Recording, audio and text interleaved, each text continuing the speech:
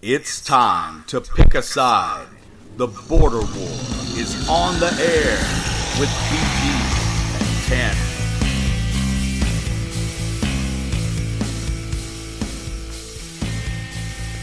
TanMan. All right, guys and gals, welcome in to episode 102 of The Border War. We are live on Spreaker. If you are listening to us right now, then you have figured that out. If not, the podcast is available. That's not true, man. They won't know when right now is. I mean, you will always, for the perpetuity of that episode, you will be saying right now whenever they listen to it. No, I'm saying if you are listening to us live right now at... There you go. 4:30 in the afternoon, then you found the live app. Unless they're listening at 4:30 tomorrow, then that'll still be true. Yeah, that's incorrect. Just saying, there's incorrect. a lot of interpretation. See, that's the difference between me and you. You see things in simple terms. I see the complexities behind the scenes. I think that's your left-wing agenda poking out across the airways. Centrist. We explained this to you earlier. Centrist. I am 96.7 the other way. But anyway... again, you can follow us on Twitter at The Border War. If you're listening live and hear something that you feel that we are dead wrong about, please let us know. Otherwise, we're going to move on. We're also on Facebook and whatever else. What is it? Spotify, Apple Podcast, Google Podcast. That's one we forgot. My wife reminded me last week we're on Google Podcast. I don't even know how to get Google Podcast. I don't even know what that is. It's Google has a wide variety of apps available, mostly through the mobile devices and PC. But yeah, it's one of them. Is it on my flip phone? I doubt it. I don't know what your flip phone is capable of. I don't think you can listen to. Not much. I got a text message on that flip phone the other day, and I didn't see it for like 8 hours. I had to tell the guy, sorry. Was it for Big Boy Brown, or is this a different flip phone? No, it's a different flip phone. I had to tell him, sorry, man, I didn't know that this phone even texted. So, but anyway, let's get right into it, man. College basketball is heating up. We are exactly a week away. Do this show by yourself, and I'm just going to go? No, man, the Gamecocks are smack dab in the middle of the. You should be excited. No reason for me to be in here right now. But exactly a week from now, the ACC tournament will have begun. By then, the Southern Conference will have the first games tip off? Of the middle of the day kind of thing? Of what? The ACC tournament? It'll start next... the ACC will start next Tuesday, about lunchtime. That's noon. Pretty rough round of first games there. Yeah. I mean, and that's the way it's set up. I get why they give the buys and double buys, but it really... What do you know about double buys? I know that there are 4 teams that get them. It puts a lot of good basketball off till later. I don't know. Anyway, speaking of good basketball, we had some Saturday. The Clemson Tigers fell at home to North Carolina Tar Heels. I think that's something like 12 out of the last 13 that North Carolina has taken down in Little John. Well, you guys lost there last year. Yeah, I thought it was really recent. Lost there. So the big streak is up at Chapel Hill. That's where you haven't lost to them since before the moon landing. That's the forever streak. Yeah, before the moon landing. Don't start with me. Don't. That could be any day. You will. That could be any day. I tell you what. We're going to move on. But we need another podcast. We need another podcast where you say stupid stuff and I get so angry I can't speak. Man. Listen, what are we going to move on to? We're going to move on to recording studios in Burbank? Basketball. Stop it. Stop. Do the show. That happened, man. But like I said, if you're uncomfortable with it, I'll move on. Or is that cool? If you're uncomfortable with me having an opinion, we'll move on. I'm good. If you want to be narrow-minded and close off discussion and seal off democracy, that's fine. So how about Wake Forest? I mean, what do you think their chances are? 0. But anyway, the Wake Forest is terrible. It's the first thing I could think of. Trying to get the Tar Heels go down. The Tar Heels go down to Little John Saturday night. Jelly while you talk basketball. They go down to Little John. Like I said, I think it's something like 11 out of 12 or 12 out of 13. This one had a little bit of a controversial ending if you're a Tigers fan, BG. How's Roy? Well, he's fine. It's freaked me out a little. I mean, like, it happens like every 2 or 3 years. It happens during a game. And I'm not trying to bum you out, man, but it is a reminder that Roy ain't doing this forever. Announcers make it sound like, well, of course they do. He's dying. He's fine. He'll be on the sidelines tonight.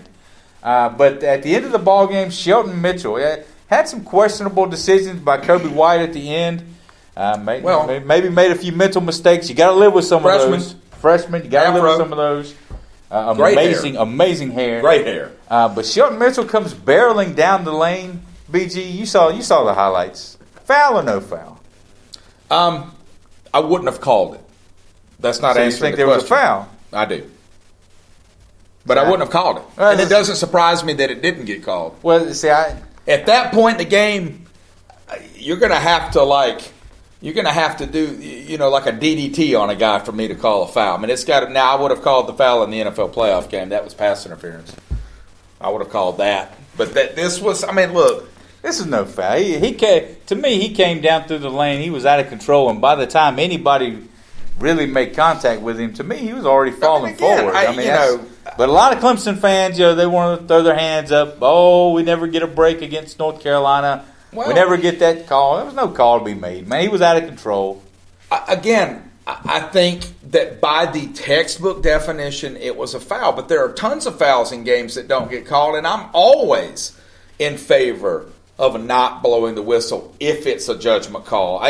The primary reason that I think people that can't get into, I'm not going to say what the primary reason why I think people don't like basketball is, because that's not politically correct, but I'm right. The second reason that a lot of people don't get into basketball, I think, is over foul calling. I mean, the refs can just make you want to kill someone. When they're blowing the whistle aggressively, man, it gets old. It gets old. The referee constantly blowing the whistle during I think it was the South Carolina-Auburn game, which I do think we won back in, I'm going to guess, early February, late January. Man, the whole bench of both teams basically almost fouled out by the 3 minutes before the end of the game. I mean, they were just all over both teams, and it just kills rhythm. It kills momentum. And, yeah, I get that it's part of the game, but, yeah, sometimes it's too much. So, yeah, I'm with you, whether or not we agree whether it should. I mean, I wouldn't have blown the whistle. Mm-hmm. And that's all it really comes down to. Well, yeah, I'm watching the game Saturday, and we're up, I don't know, probably 7 with less than a minute and a half to go, and I start thinking to myself, you know what? Man, we're pretty dang good. When we're on, we're pretty dang good. And I started comparing us to other teams around the country. Now, we played Kentucky. We didn't play well that day.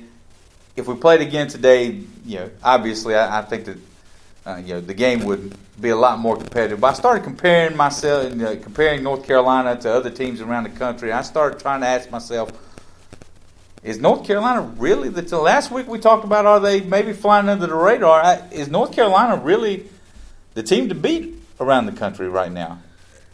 I thought to myself, yeah, why not? Well, and then I watched Virginia last night literally make every shot that they took in the second half and look fantastic. Yeah. I thought, man, nobody's beating that Virginia team, but I don't know that they're going to go 15 for 23 very often. Let's pump the brakes a little. I definitely think I'll go this far. I mean, you guys are still probably going to be a 2 seed. Is that our best guess in the big dance? My guess is at the end of the day we're going to wind up being a 2. All right, so with a outside possibility of being a 1. I mean, there's a difference between me saying that North Carolina absolutely can beat Gonzaga or anybody else in the country on any given night.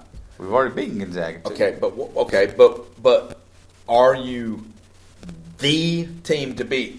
But the real question is, I guess from my standpoint, is there at this point in the whole national scene, is there a team to beat? I think everybody really just desperately wanted it to be Duke. That is clearly not the case. I think so. I would argue there isn't a team this year that is the Kentucky from 3 years ago that was going into like a steamrolling, undefeated. I don't see that team right now. I think everybody's beatable. I kind of agree with what Jimmy Dykes said when he was calling one of the games the other week. He said he broke it down. He said Virginia, Duke, Gonzaga, North Carolina, Kentucky, and Tennessee. He said your national champion is coming from one of those 6 teams.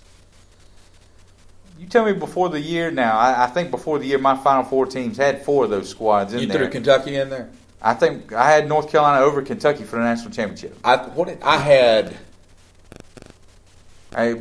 had Kentucky beating. I know you had. Virginia, I think I had Kentucky beating Gonzaga for the national title. I think that's what I had. You know, if you'd have told me, I did have UT in the Final Four, so I had Tennessee and Kentucky in the Final Four. I think I had you guys. We didn't fill the whole bracket out, but in my head, I think I had you guys losing in the Sweet 16. But again, that was 3 months ago. But if you'd have told me before the year that freshman point guard Cam Johnson is, on a historic pace. I mean, he's shooting the ball really as well as anybody that North Carolina has ever had in the history of the program, and that's saying a lot. You still have Luke May, Kenny Williams and Luke May and Cam Johnson give you that senior leadership. If you can get Kobe White to kind of cut back on the freshman moments. Now, some of those freshman moments are just you're going to have to live with some of them, but if you can get him to cut back on a few of them a game, they're going to be a dangerous team. A kid like Luke May brings all kinds of stuff to the table. I mean, having played, with Michael Jordan and players like that his freshman year. Played with Lenny Rosenbluth. Yeah, I mean, having been coached by Dean Smith, those kinds of things pay off when the playoffs roll around. Yeah, he was there. I'm not going to overdoing it, though, because the Hunter Renfrow stuff, to me, got old. Like, okay, he's been there 5 years. Yeah, okay. So I'm only going to tell that joke that one time. It's not even my joke. Let's just move on. But I did look up his freshman pictures, and I almost drove off the road laughing. I told you. Fat little kid, He's man. a little chubby kid. Yeah. I told you. I saw a video of him in the AAU tournament. And he looks better with a beard. Let's just put it that way. Yeah. Yeah. Everybody looks better with a beard. But I saw a video of him in one of those AAU tournaments, and I'm telling you, man, the chubby kid was giving them buckets, man. Mm-hmm. Just one after another. Not heavily recruited, though, right? No. I think the only scholarship offer he had, kind of like I think Davidson offered him. But, his dad played football in North Carolina. I think, that's where, so we didn't have a scholarship for him. They make a big deal. I mean, he was going, they're like, oh, he's a walk-on. What a great, he was going to be a scholarship player. It just wasn't at North Carolina when he stepped on campus. What percentage of Tyler Hansbrough's first place TanMan Love Fest has Luke May taken? Like, is he even in the neighborhood? I mean, look, I love Luke May, but you're talking. Is he your second place Tar Heel? I mean, like I said, I don't even like you guys. No. My favorite Tar Heel J.R. Reed. I always go back to him, and I'd say my next favorite's Ed Cota. I'd probably go with Vince. I mean, I just like Vince Carter. Yeah. I mean, it's hard to not like Vince. Throw Worthy up there. Tyler Hansbrough, you're talking like, what's the best pie? Apple pie is the best pie? Disagreement? No. Cherry pie is better than apple pie, and cherry pie isn't the best pie. Well, anyway, for coconut discussion, custard pie is the best pie. Okay, what's your least favorite pie? Mince. Okay, it's like taking an apple pie and a mince pie. Like, it's not even on the same. You're calling Luke May a mince pie? No, I'm saying they're not even on the same wavelength as far as my affinity for Tyler Hansbrough. I didn't know that. I thought Luke was way up there for you. Well, I mean, he's up there, but I think you've underestimated my Tyler Hansbrough fandom. I see. Like, you've been to the man cave. You've seen. I have. Posters everywhere. I feel bad for asking. I mean, I love Luke May, though. I'm not, I'm just not into that. I'm not that into sports. Like, you don't like sport? Not really. Yeah. I'd rather be talking about something else. Well, let's talk about. This is where the big bucks are. Well, as I say, we're raking in the dough over here. This worldwide podcast we do. Let's talk about your guys for a minute, man. I think I said the other week, look, I think it was right there. It was right there. I told you after the Alabama loss, I thought it was over as far as the tournament. And I'm not making excuses, but let's just throw out there, A.J. Lawson not being on the court is the kiss of death for this team. Because we've got a couple of guys, Mike Kotsar, who may as well not be on the court. They're just taking up space. And having to play Hassani Gravett as a starter. I don't know what it is about that kid, man, but he wants to come off the bench. He's a natural bench player. He's shot 47% from 3-point range as a non-starter. Now as a starter, he's at like 28%. You like to toss Mike Kosar to the Wolves. He's terrible. All right, yeah. Missouri is terrible. We can agree on that, right? Oh, no question. Right, they stink. Yeah. You go down there. No, I agree, man. There was no excuse. You're basically in a nip and tuck ball game all day. The final score is not indicative of the score throughout the ball game. And at the end of the day, you look at the box score, and your starters are logging major minutes. Your bench is short, and Chris Silva plays 15 minutes, fouls out, and has 0 rebounds. I don't know what to tell you. He's a total non-factor. I don't know what to tell you. I mean, I think what it shows, though, is that while Silva is good, he is not so good that when the other team literally says, let's ignore everyone else, that we can't take him out of the game. And I think what they did is they baited him. They wanted to foul him out. They knew they could get the calls. And they did. Well, anytime you play South Carolina, if you really want to do, you can foul Chris Silva out anytime you want. And why it doesn't happen a lot more? I mean, it's a huge. Now he has been better about it this year, but it has been a huge problem for South Carolina for the past 2 seasons anyway, since we've really relied on Silva. Yeah. Is it crazy to say this team has a chance to be better next year without him because of the way he locks your offense up? And then when you can't have him, nothing works. Nothing works. Well, I'd say better without him. I don't know, because when he's on the floor, man, he's really good. I don't think Alonzo Frank is anything like Silva, but Alonzo Frank, if he had more playing time, I remember watching Silva, especially in person as a freshman. And obviously he had a lot of talent around him. But he stood out from a blocking and a dunking standpoint. But Frank's got that 260-pound frame, too. I mean, he can play in there. I heard Frank Martin mention the other day, I think it was after the Ole Miss game in his press conference, he mentioned Frank by name and said, he's trying to get him more playing time. He's trying to get more comfortable putting Alonzo Frank out there and basically letting him play through the mistakes. And he said, he's putting in the work. He's working to get better, especially on the defensive end, which is where Martin really wants him to improve. And so it's just a matter of early in the season he got a lot of playing time, but that's when Silva was basically a non-show. That's when he stunk. And I think Frank's got a lot of potential. Getting back to Mike Kosar, though, his freshman year came immediately after Lamonas Hakevicius graduated, correct? So I thought of him as sort of Lamonas Hakevicius, the second part, right? He's a Eastern European guy. He's a big brown-haired dude. He's 6'11", and he was bigger. I don't know if you remember this, but Hakevicius came in Frank's first year, and he could not sprint the floor. Mm-hmm. He couldn't get back on defense. He was so out of shape. I mean, that's where we were.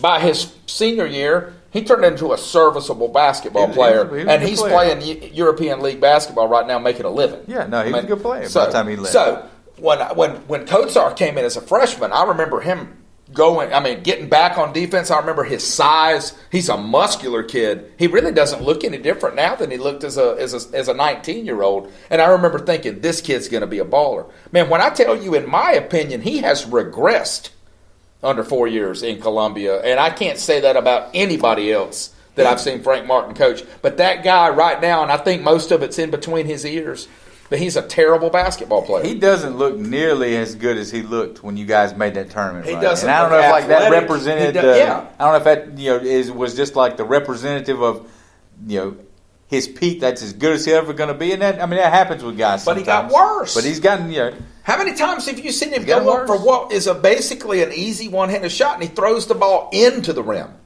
Like it doesn't even end up above the rim. It hits the rim. And I've seen that. He's not starting now, is he? Well, he is now. But he wasn't before the loss. He started at Missouri. Yeah. The Gamecocks were in you guys were in the driver's seat for one of those. I still come back to that Alabama loss because that was before A.J. Lawson got hurt. That game was right there. That's a game you have to win. Yeah. We sat here a couple weeks ago and went through the schedule, and and kind of penciled in the loss to Mississippi State. I told you I thought we needed to go way, 4-1. You said we needed to go 3-2. It turns out we're probably going to go 1-4. Yeah. Well, with Clemson, go back to Clemson. They're sitting squarely. They are like the prototypical bubble team this time of year. I look at their schedule. They haven't beaten. They're beating Virginia Tech at home. Other than that, they haven't beaten anybody. At some point, you want to talk about getting into the tournament. You got to beat teams. I see Dan Dockett's on Twitter promoting Indiana. Indiana went 7 weeks and they beat one basketball team. They won one basketball game over 7 weeks. And at some point, beating people has to matter. To me, unless Clemson goes on a run next weekend in Charlotte, which they've really had one ACC tournament run, and that was in Charlotte in 2008. The tournament has not been kind to them. It's hard for me. They're going to come out of that 8-9 spot. It's hard for me to picture Clemson being able to pick up another handful of wins to get in. And there's so much talk nationwide about, and not to pick on Clemson, but teams like Clemson that are just conference affiliated. There's so much positive pressure to let better mid-majors in. Well, I'm with you though. I'm not going to believe it until I see it happen. Well, the number Wofford's, what are they now? 22 in the country. Yeah. All signs undefeated in the SoCon. Listen, all signs are pointing to Wofford getting in as an at-large. I'll tell you, I'll go so far as to say it's about time. Maybe next season, we probably need to put Wofford basketball in the box. We probably need to start talking about next year. them. They're not going to be as good. Well, that would be perfect for us then, because we would do it and then it would backfire. Oh, no, it's kind of like, you remember that time we put, what was that NBA team we used to talk about? We put them in the box and they betrayed us. The Bobcats. We will not say their name on the air. They are fools. Stay away from me. Kind of like the Washington Football Club. We'll just start calling them the Charlotte Basketball Club. Shut up. But no, go back to your fake moon. Fake moon? Fake moon? You said the Burbank Recording Studios. Sure. I agree with you. It's all a conspiracy. Everything is a conspiracy. Most of it is. The world is oval-shaped. Oval. Ring the bell again and talk. Just tell us how North Carolina's going to beat Duke. Well, what I was going to point out. I know that's all coming back to North Carolina. You don't want to talk about us. You're just acting like that. I'm trying to make a point here. I have found in my, excessive preparation that we do for the show every week, I have dug up a NIT bracketology, BG. Did you go into the dark web to find that? Used the Tor browser and found an NIT bracketology. Hopefully my boss is not listening to that, because I might be called into the office tomorrow morning. It's their computer. The Gamecocks right now, according to DRatings.com, I had to pause because I don't have my glasses. DRatings.com, it has an NIT bracketology, has the Gamecocks as, let's see, 5 seed. No, 8 seeds. What you told me. Let's get out of the NCAA. I think you said an 8 seed or 5. It's got South Carolina as a 5 seed. That's nuts. It's got South Carolina as a 5 seed. Because you said that you didn't realize that the NIT has waived the 500 rules, so South Carolina could finish under 500, still make the NIT. Well, to be honest, the NIT doesn't need to be. They need to take who they can get. Well, look, it's South Carolina. What are you? You're a win under 500 now. What do you got? Who is it? Texas A&M, and then Georgia at A&M. Okay, and they've played a lot better, man. I'm telling you, if I had to pick, I think A&M wins that game. I really do. Okay, I do. Either way, the Gamecocks are going to be right on that 500 line bubble. If they get extended in the NIT bid, because I think Clemson will wind up in the NIT. I think they'll wind up hosting. There'll be a high seed there. But if the Gamecocks get extended in the NIT bid, and we've talked about this before, are they accepting? Because my question is, do you even have the bodies to field the team? If the answer is no, I don't think it'll be out of pride. Now, Frank did reject the lower tier tournament under the NIT. A lot of the big conference schools will. I mean, several years back, but no. I mean, for all the reasons we talked about last week, I think it would be good for this team to have more basketball exposure this year. And I don't know what Lawson's situation is. I don't think they've come out and just said he's done. No, they're calling it a low ankle sprain. High ankle sprains are the ones that linger around for 3 or 4 weeks. I keep coming back to the big picture with this basketball team, whatever happens with the NIT, and we've talked about it over and over. For whatever reason, the inability of this basketball team to hold on to talent in the offseason. Now you've got 2 freshmen. You've got Justin Minaya coming back next year. You've got guys like Frank who you can bring along. I mean, the real key to this to me is for this to just not fall apart somehow, for it to come out, Keyshawn Bryant doesn't want to play in Columbia anymore, or he's going to go pro even though he'll be a 18th pick in the second round and never see an NBA team. I mean, those are the things that tend to happen in Columbia. And Clemson fans will they'll say, well, you guys don't have an attractive place to live. You don't have the culture we have. We'll get to that later. And sometimes you wonder, I mean, it's hard to argue against them because they do tend to keep their guys, and we don't. And Frank in particular has been terrible at keeping his players out of trouble in the offseason, of keeping them in class, of getting them into summer school. And so if he holds on to these guys, I think in 2 years, this team could be really good. Yeah. But if we start, because again, we've already come back to it. Imagine if Rob Felder was running the point on this team right now. Imagine if he was a third-year junior with all that experience. Man, this would be a bad bunch of dudes. But it's not. It's a growing bunch of dudes. So to answer your question in the roundabout way, I'm already thinking about the offseason because it's more interesting to me. But yeah, if they get an NIT bid, I think you have to take it. You've got all those skinny guys that wear coats all the time on the bench, put one of them on the floor. As long as you've got the bodies to go out and not get run off the floor by the 12th place team from the Big Ten or wherever you wind up drawing, then yeah. Clemson, on the other hand, I'm going to make the prediction now. If Clemson doesn't make the NCAA tournament, they reject the NIT bid. Because I look at Clemson and I see a group that went to the Sweet 16 last year. And they're more loaded with upperclassmen than South Carolina is. Mitchell, senior. Elijah Thomas, senior. Marquise Reed is a senior. If they fall short and kind of stumble into the finish here and lay an egg in the ACC tournament like they typically do, I think Brownell. I think they turn the NIT bid down. It's not impossible.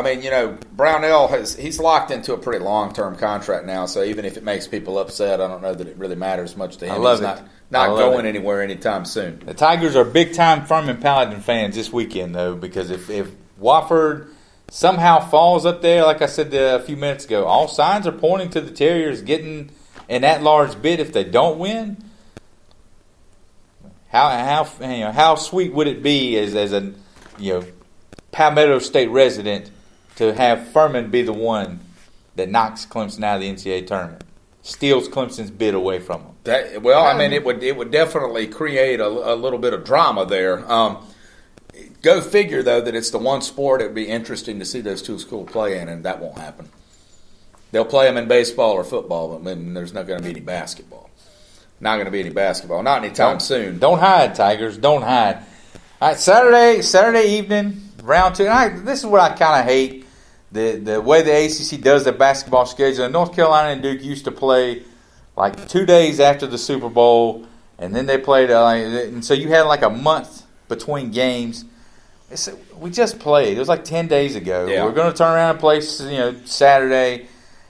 Chances are we're probably going to wind up playing again next Saturday in the ACC tournament semifinals if both teams win their quarterfinal games. Which seems very likely. Seems pretty likely at this point. We're going to play a lot in a condensed time. Not a huge fan of that, but it is what it is.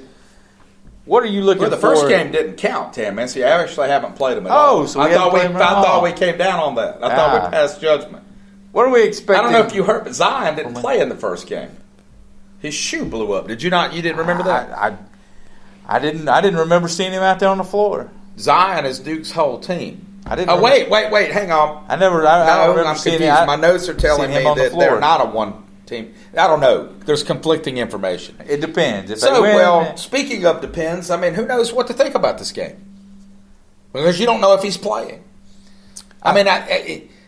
it's My gut tells me he's going to play. My gut tells me he's going to be playing too, but if he doesn't, you're going to win.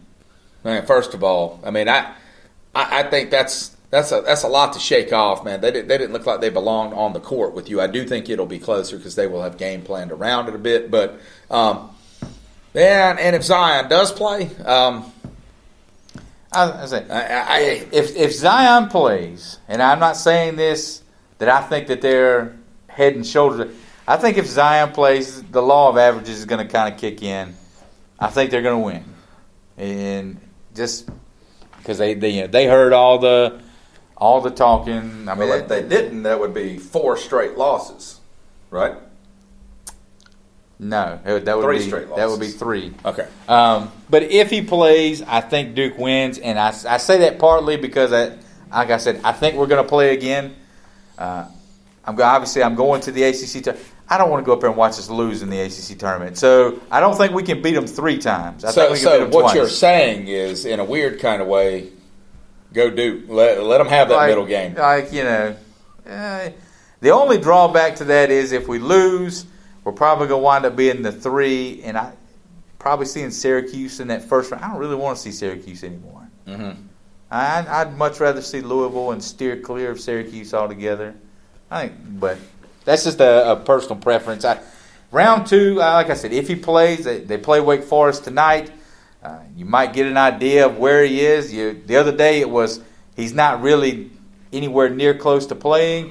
We're not going to play him until he's 100%, and so that kind of brought back the Kyrie Irving memories. Right. But then you hear like 8 hours later, he's in stage 4 of a 4-part rehabilitation plan we have for him. So I'm like, just come out and say it, man. Right. Is the kid going to play or is he not? Well, I mean, and when the head games start, that's why you think he's probably coming back from North Carolina. So that's the way I would. I remember seeing Kyrie Irving. He got hurt like early December. Obviously he was shelved for a while and it started, when's he going to come back towards the end? I saw that dude out there before the championship game in the ACC tournament. That dude could play. But they set him out all the way through the ACC tournament. And he couldn't play Sunday for the championship, but 4 days later in the NCAA tournament, he's giving you 27 points. I think it wouldn't surprise me if hyperbaric chambers, man. It wouldn't surprise me if they did something like that with Zion too, where he's just all of a sudden magically ready to go for the NCAA tournament. But it wouldn't surprise me if he came back tonight and played 25 minutes. I have no idea what to expect. I think from that if run. you see him before the tournament, it'll be versus you guys. I do not see him playing before then.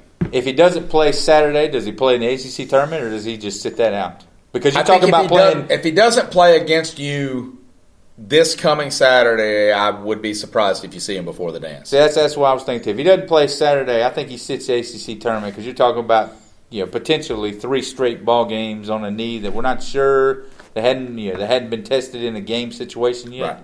I don't know. We'll see. Very interesting to see. And hopefully what will he be wearing when tonight. we see him? What kind of shoes will he be wearing when we see him? I venture to say he won't be wearing a light, thin point guard suited shoe. I think he'll probably be wearing something a little more sturdy this go round. That's it for episode 102. Again, you can email the show at carolinaborderwar@gmail.com. Our Twitter accounts are at The Border War. If you want to tweet me, I'm at TanMan3264. He is at BG_Border War. Episode 102 is in the books. Goodbye, people. Goodbye. Man, you really sat here and said cherry pie is better than apple pie. Man, you ought to be beat over the head with a wet stick, man. How do you? Okay, did you just 20 minutes ago you were yelling at me because you had an opinion that I didn't. I mean, what? Cherry pie is delicious with. I mean, it's good. Better than apple pie. That's like the worst take of. It's the worst take I've heard all day. I love cherry pie. I didn't say it wasn't good. I'm saying it ain't apple pie. It's right there. I mean, I'm fine with either one. I'm not taking this.